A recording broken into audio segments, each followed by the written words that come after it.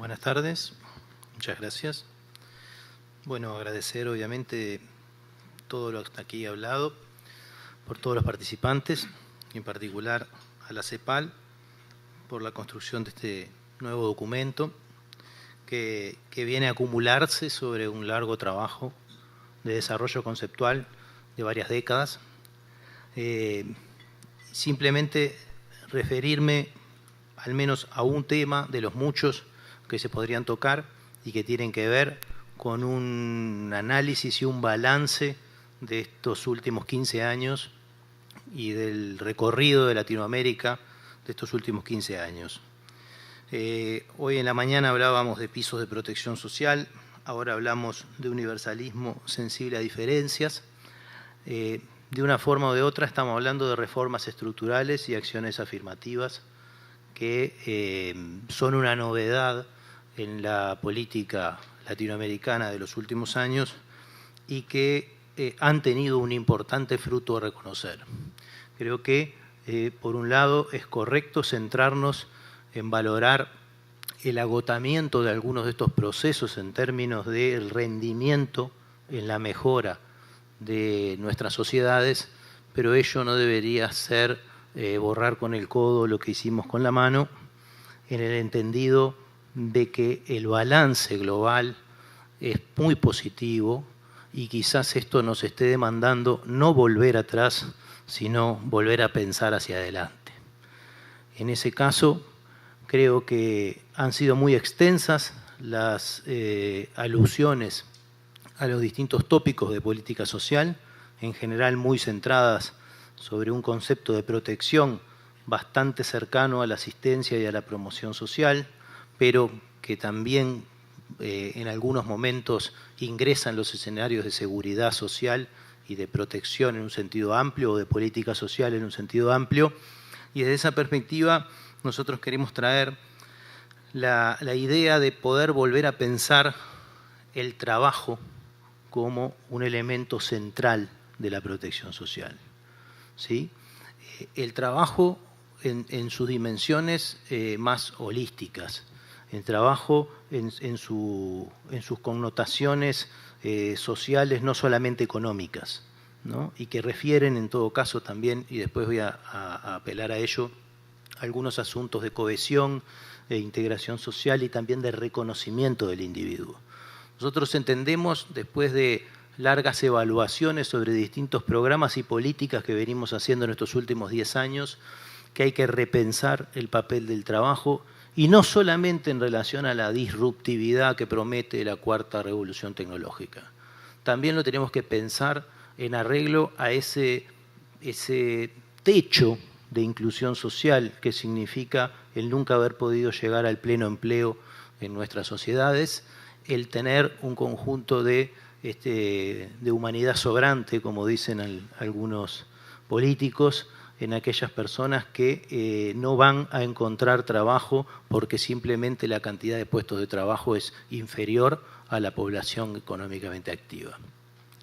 Por lo tanto, después de muchos años de ensayos sobre distintas políticas, transferencias monetarias, políticas de acompañamiento familiar, empleo protegido, incubación de emprendimientos, expansión de las coberturas de salud y protección social en distintos planos, podemos llegar a la conclusión de que hubo un conjunto de reformas que dieron muchos frutos, pero que requieren un nuevo programa de reformas donde este otro, ¿tá?, el trabajo, ya no sea una variable que se determina a partir de un proceso oscuro que se produce a través del crecimiento, en un contexto de menor crecimiento y desaceleración, sino parte de un equilibrio macroeconómico de largo plazo, ¿sí?, donde a todos los equilibrios que nosotros sumamos para definir la estabilidad, incluyamos la estabilidad social y un lugar en el mundo para cada uno de los seres humanos que integran nuestra sociedad.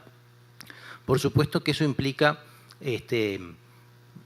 deshacernos de ciertos manuales ortodoxos que plantean esto solamente en términos de costos fiscales y retomar el pensamiento estructural cepalino, latinoamericano de larga data, en función de recuperar capacidades de demanda agregada y de recuperar otro conjunto de capacidades que desarrolla el trabajo dentro de la sociedad. Queremos decir que en estos procesos de evaluación llegamos a la conclusión de que es necesario trascender del problema, del asunto de las políticas sociales y recuperar la dimensión social de la política en general. Cada una de las políticas sectoriales y transversales que nosotros desarrollamos tienen una dimensión social y la articulación de las políticas sociales a las que nos referimos, además de dejarnos encerrados un poco en cuál es la definición que usamos en cada instancia sobre qué es y qué no es política social, debe tener una visión un tanto más amplia para poder recuperar objetivos sociales grandes. Dentro de los tópicos que hemos estudiado, uno de ellos es la reproducción intergeneracional de la pobreza. Llegamos a la conclusión de que cortar con el ciclo de reproducción intergeneracional de la pobreza implica políticas en distintas dimensiones que pueden asociarse con las sectoriales. Pero la única que tiene una acción inmediata es el trabajo. ¿Por qué?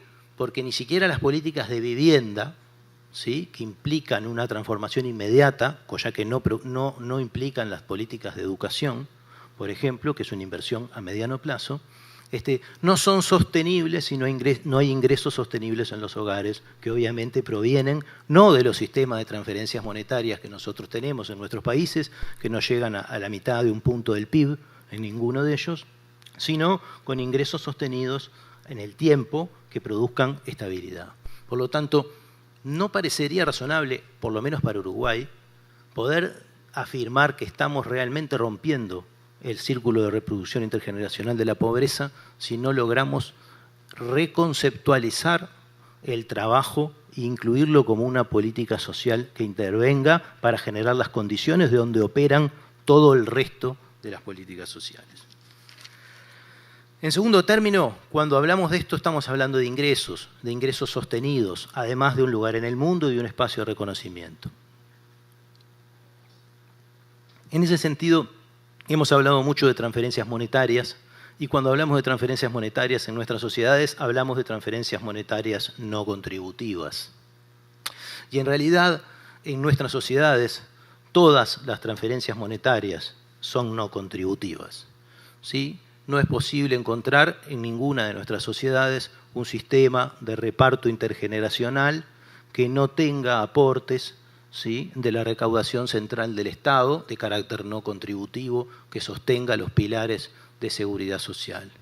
Por lo tanto, hemos construido sin querer un estigma que clasifica a la población según el lugar de donde provienen los recursos de esas transferencias, además de estratificar el monto de esas transferencias, ¿sí? Y entonces tenemos transferencias de un determinado nivel de ingresos que proveen una cierta posibilidad de sustentabilidad, que además están bien vistas por la sociedad, y transferencias estigmatizadas, que además no sostienen de ninguna manera la posibilidad de reproducción de la vida, ¿verdad?, y que además dan que hablar a toda una economía política antipobre que viene prosperando en todo el continente y por todos lados, que deberíamos tratar de evitar si queremos tratar de integrar a esta sociedad y reducir esa violencia que también la generamos nosotros con este tipo de clasificación social.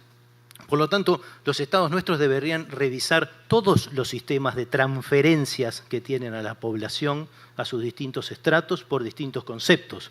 Muchos de esos, exoneraciones de impuestos, franquicias, beneficios de determinado tipo a determinados sectores empresariales.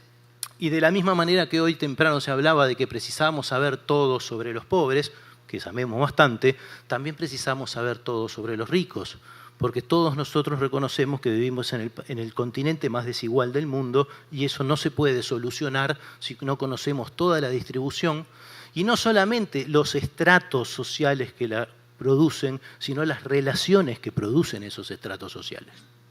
Sin conocer las relaciones que producen esos estratos sociales, no podemos abarcar el problema de raíz. Para ir terminando, quiero tocar un tópico fundamental que también es el resultado de nuestras investigaciones, que tienen que ver con el gasto público y el rol regulador del Estado. En nuestro país, entre 2016 y 2017, bajó el empleo, subió el desempleo y bajó la pobreza, siendo el empleo el generador del 80% de los ingresos de los hogares. ¿Por qué se dio eso? Bueno, en principio lo estudiamos porque fue una curiosidad. La verdadera respuesta a esto es que las políticas que intervienen en la regulación del mercado de trabajo hicieron subir los ingresos de los hogares por arriba de la inflación. La intervención, ¿sí?, en la negociación colectiva permitió que el poder adquisitivo de los hogares no bajara. Eso es la regulación del Estado, de lo que estamos hablando. Cuando se retira esa regulación, otras son las reglas de juego, y ya lo vivimos y también lo estamos documentando en otros periodos de nuestro país sin ese tipo de regulación. El segundo tópico es el gasto público, ¿sí? Vivimos con una idea de que tenemos un gasto público ineficiente y de que tenemos un problema estructural de gasto público. Yo quiero decir que en Uruguay el gasto público reduce 10 puntos el Gini. 10 puntos del Gini.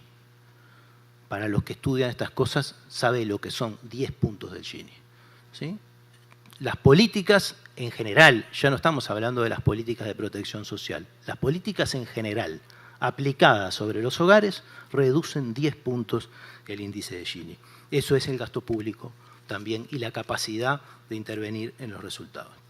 En fin, como cierre, simplemente retomar esta idea principal del trabajo como un lugar, una referencia de integración social que produce ingresos, reconocimiento, integración, cohesión, un lugar en el mundo contra la violencia, contra el espacio que genera el delito en nuestras sociedades, ¿verdad?